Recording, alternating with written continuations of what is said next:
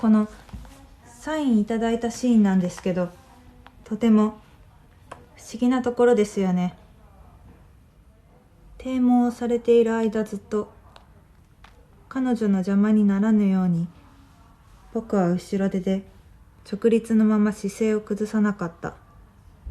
彼女は初めて誇らしげに微笑んだ。この職人的な誇りが損なわれない程度に口を開いて、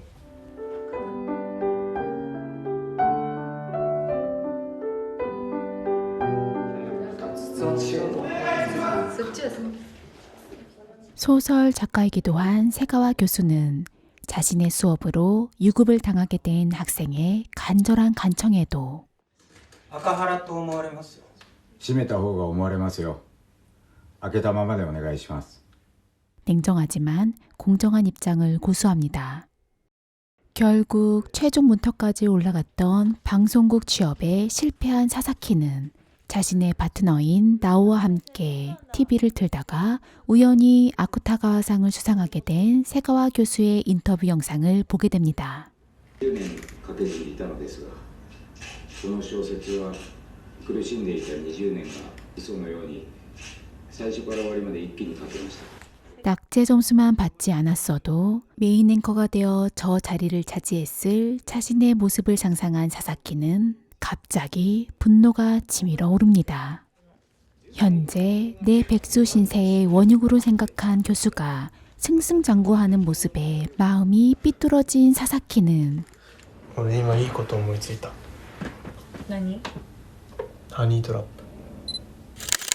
나오에게 교수를 유혹해 비윤리적 함정에 빠지게 해달라며 간청합니다. 나오는 남편과 딸이 있는 유부녀입니다. 용기를 쥐어짜 어렵게 대학에 입학했으나 벽이 느껴지는 외로운 캠퍼스 생활에서 유일하게 몸과 마음을 상대하고 있는 사사키의 간청을 외면하기가 힘듭니다. 그리고 때마침 책에서 느꼈던 복합적인 감정의 실체를 교수와 직접 만나 풀어보고 싶은 마음이 사사키의 욕망과 맞물린 듯 싶기도 합니다. 은은하게 단장을 마친 나오는 세가와 교수 방을 찾아갑니다. 本当におめでとうございます。芥川賞。ありがとうございます。サインをいただけないかと思って。どうも。あ、すみません。開けたままにしておいてください。あ、はい。すみません。私、このページの描写がとても好きなんです。ここに先生のサインをいただけたら読むたびにすごく嬉しいと思って。 가장 적나라한 묘사가 담긴 구절을 나지막히 읽기 시작한 나오는 은밀하게 문을 닫고 공기의 흐름을 가두려 했으나 대쪽 같은 세가와는 응축된 공기를 조심스레 밖으로 보내며 흩날리는 소음과 섞어버립니다. 나오의 도발적인 행동을 흔들림 없이 주시했던 세가와 교수는 노골적이지만 뻔한 질문들에도 진심을 다해 성심성의껏 대답합니다. 何を思ってこういうものを書かれるんですか？簡単に言えば、ある種の読者が好むだろうという配慮からです。中盤に一度出てくるこの描写のおかげで、読者が最後まで興味を持って結末まで読み進めることができると考えました。 욕망과 진실에 대한 대화를 나누면서 세가와 교수에게 오히려 마음을 치유받고 있다고 느낀 나오는 魅力的な人からの誘いを断りきれないんです。それで続いている関係がいくつかあります。はあ、いつか夫や家族にバレたらと恐ろしくなる気持ちはあります。常識の外で思考し行動できるということです。特に日本の社会においてそれはとても難しいことです。素晴らしいと思います。 유혹을 설계했던 자신의 민낯을 고백합니다. 私は先生を誘惑しようとしていました。それを録音してメディアに売るためです。 그런데 교수의 반응이 일반적이진 않습니다. 聞きながら、こんなことは二度とないかもしれないから録音しておけばよかったと思ったんです。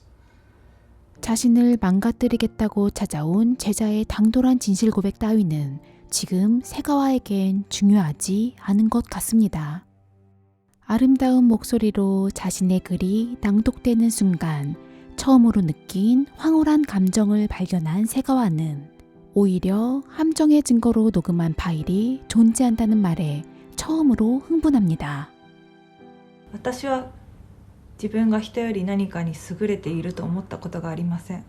それも村山さんの聡明さの表れだと思います。こんなに誰かに肯定してもらったのは初めてです。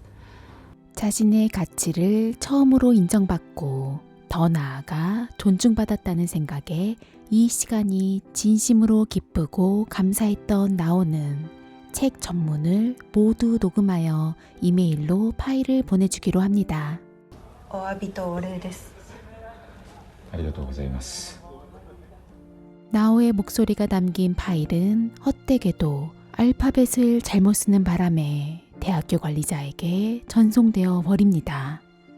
그리고 5년 뒤 너무나 우연히 같은 버스에서 만난 사사키와 나오입니다. 5년 전 이메일 스캔들로 나오는 이혼을 하고 교수직에서 파면당한 세가와는 자취를 감추었습니다. 사사키에게 감정이 좋을 일 없는 나오는 내내 심드렁하다가 なおさん、俺今度結婚する。お幸せにね。 복수를 위해 세가와 교수를 유혹해달라고 간청했던 사사키에게 같은 덫을 걸어버린 나오의 모습에서 복수의 아지랑이가 느껴집니다.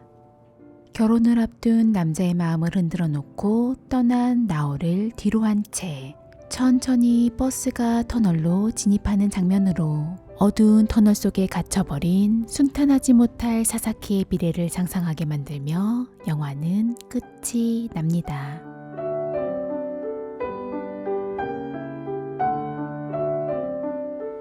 開けたままで大丈夫です。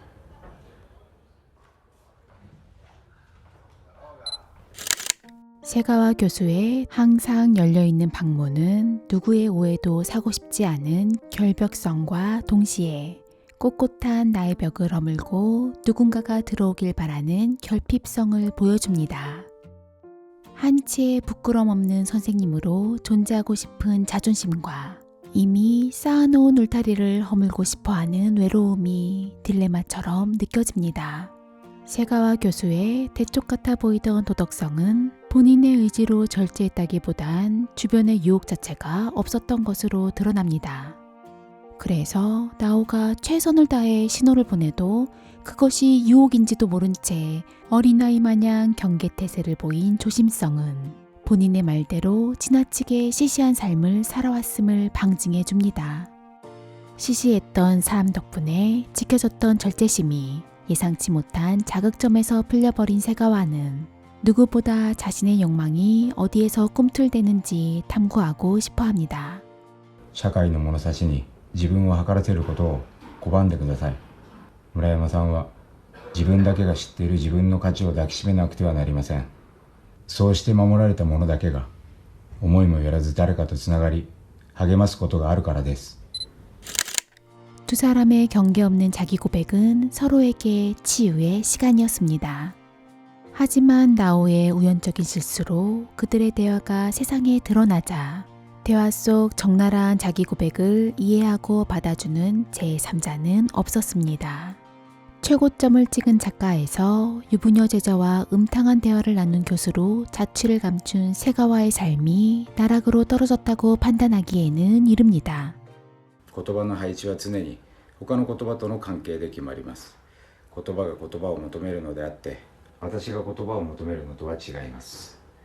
오히려 자신도 몰랐던 내면의 욕망을 발견하면서 글의 구조가 적나라한 구절을 탄생시켰다는 선비스러운 프레임에서 벗어나 보다 더 자유로운 작가로서의 내밀한 행보를 그리게 될 시작점이 될 수도 있습니다.